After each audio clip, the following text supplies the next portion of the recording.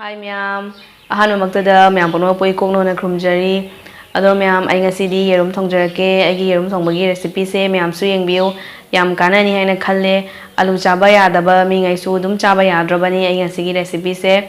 alu di yaoroi ngasigi aigi yerum thongbasiga alu di yaoroi khamin simbiga tilhauga chanamga singga dumai tawga thongdoni ma'am alu chaba yadaba itinau singidi yam kanarani ngasigi se ma'am adudi ai thongnaba tawjarage ma'am jengminarsi jerum thongbagi machan khar leire siga tilhau leire sing leire chanam leire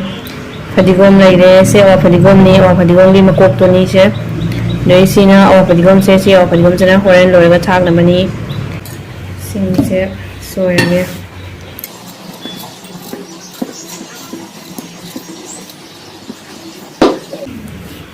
chanam se apchalage tilhau se khar hapke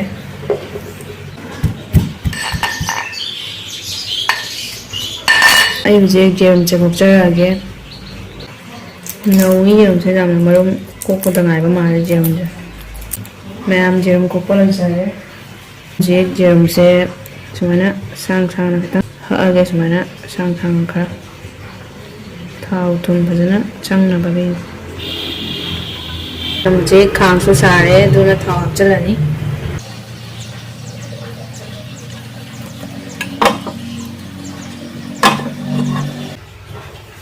mayam khang su sare tuna hujik jerum se hapchanjarage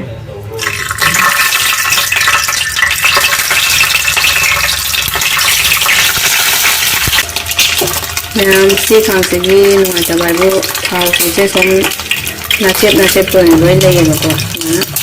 thau se am chang ni se khang se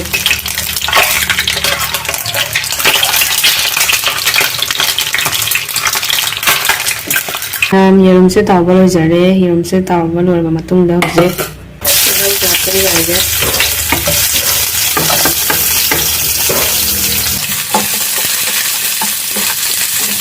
mayam aina jerum thonggoi se nasi se alu hapoi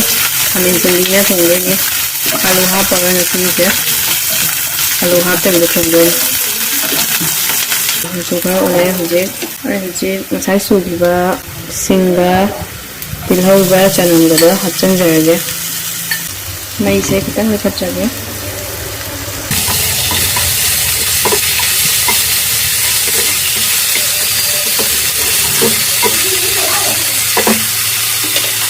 khatang mai se khara khatang yai na samge chanam ga singa tilhau ba se huje machu se ole duna huje takhai ba khaman chimbi do hapchanjarage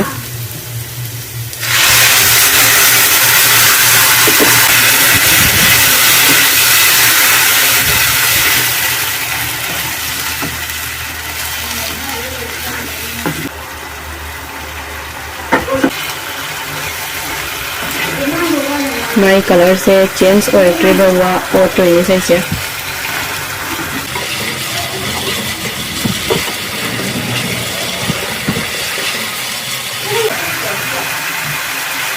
ये से खाने चंदी हाथ से खाने चंदी अहम ने बको नी any की हिसाब से फोन देंगे खाने चंदी अहम ने से मुल्ले बको मका पांच का थाव से थोड़े ही चीजें खाने चंदी से मुल्ले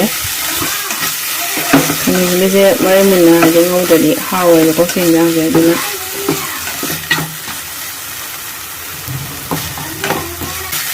हजे ताइना संजबिगा awa fadigom jo awa fadigom gi akanba makok to se hapchanjarage siga ngori siga takhabina ba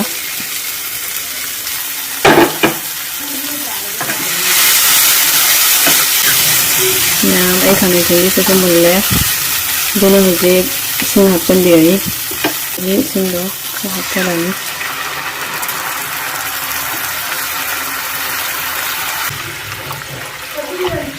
nam ai injang se saule injang se saule nam dono huje ai yerum se dona na hapchanjarage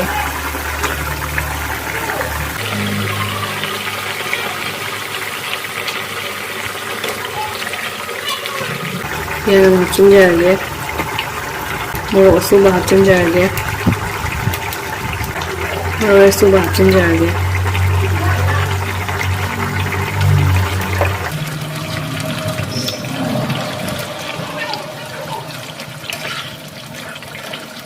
ꯃꯌꯥꯝ ꯑꯩ ꯍꯧꯖꯤꯛ ꯑꯋꯥ ꯐꯗꯤꯒꯣꯝꯁꯦ ꯍꯥꯞꯆꯤꯟꯖꯔꯒꯦ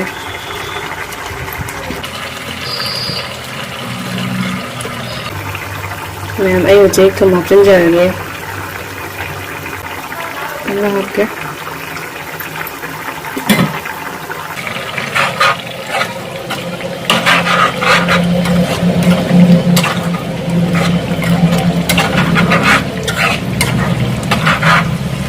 ꯃꯌꯥꯝ ꯑꯩ ꯍꯧꯖꯤꯛ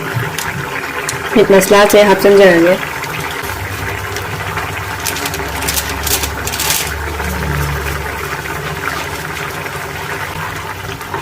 ꯃꯩ ꯃꯨꯊꯠꯆꯔꯒꯦ ꯉꯁꯥꯏꯒꯤ ꯐꯗꯤꯒꯣꯝꯁꯤꯁꯨ ꯍꯥꯞꯆꯤꯟꯖꯔꯒꯦ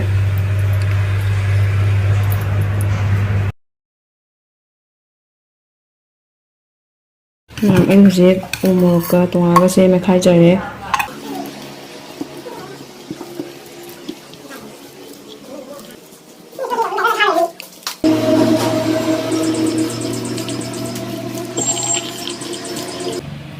ꯃꯌꯥꯝꯁꯤꯗ ꯂꯩꯔꯦ ꯑꯩꯅ ꯉꯁꯥꯏ ꯊꯣꯡꯖꯈꯤꯕ ꯌꯦꯔꯨꯝꯗꯣ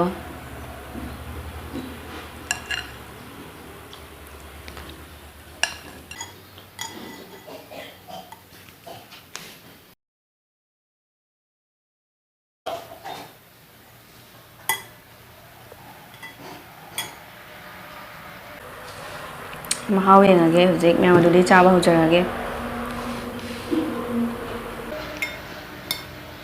ꯌꯥꯝ ꯍꯥꯎꯗꯧ ꯃꯥꯜꯂꯦ ꯉꯁꯤꯗꯤ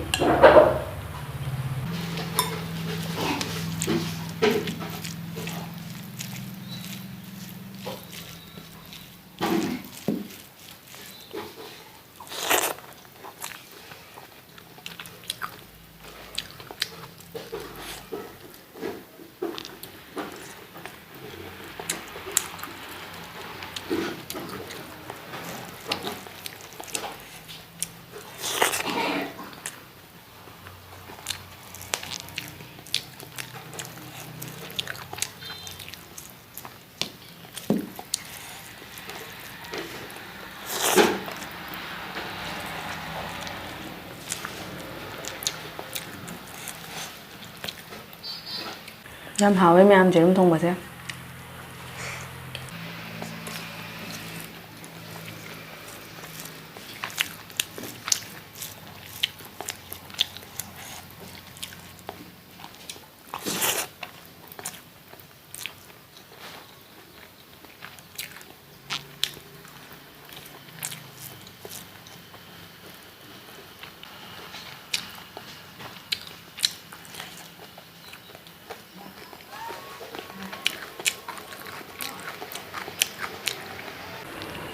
ꯑꯃꯦꯠꯄꯤꯁꯤꯁꯨ ꯌꯥꯝ ꯍꯥꯎꯋꯦ ꯃꯌꯥꯝ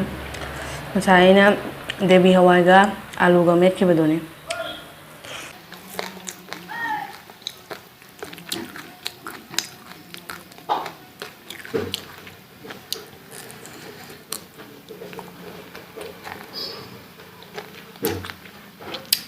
ꯂꯦꯕꯨꯅꯤ ꯃꯌꯥꯝ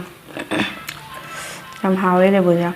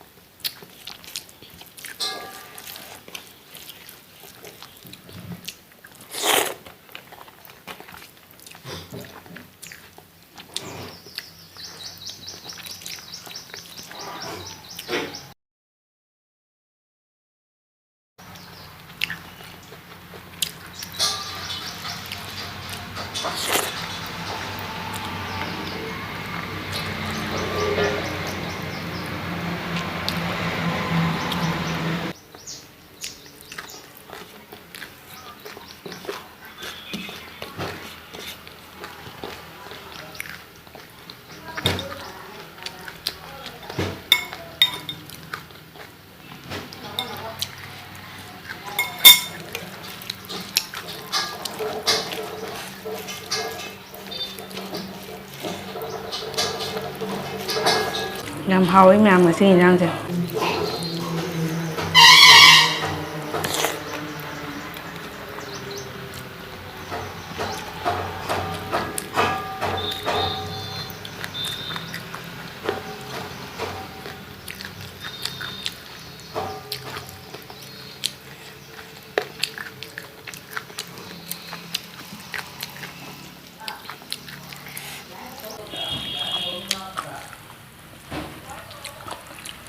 Slow pa na ba na gari mo concept